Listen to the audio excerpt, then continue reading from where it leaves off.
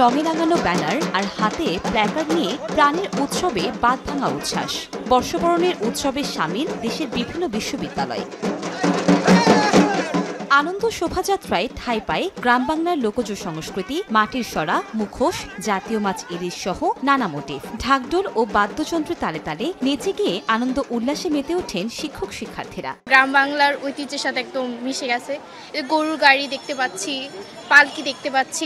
এবার অনেকবার পর প্রোগ্রাম হচ্ছে আর অনেক বড় আয়োজন, সবাই মিলে অনেক আনন্দ করতেছে। নানান বয়সের নানান মানুষের একটা সমাগম এবং সবাই মিলে আমরা বাঙালি আনাকে আসলে উদযাপন করছি। মাছ ভাতে বাঙালি, ডাল ভাতে বাঙালি, আমাদের নিজস্বতা আছে, সেটাকে ধরে রাখাই আমাদের এই বৈশাখী ঈদের মূল উদ্দেশ্য।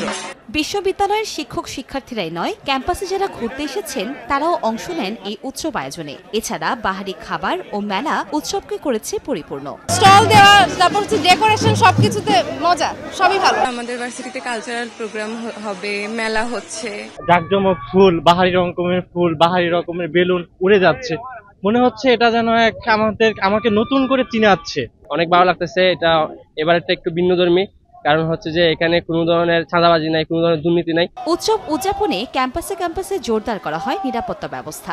আমাদের নিয়মিত পুলিশের পাশাপাশি আমরা অতিরিক্ত পুলিশ মোতায়েন করেছি। আমাদের স্পেশাল টিম আছে এবং ট্রাফিক ব্যবস্থাপনা, বিশেষ করে পদ্মা পার্ক সহ বিনোদন কেন্দ্রগুলোতে যাতে লোকজন নির্বিঘ্নে চলাচল করতে পারে সেজন্য আমরা পর্যাপ্ত ব্যবস্থা নিয়েছি। বিগত দিনের সকল গ্লানি মুছে ভালো থাকুক আগামীর বাংলাদেশ, এমনই প্রত্যাশা সবার কণ্ঠে।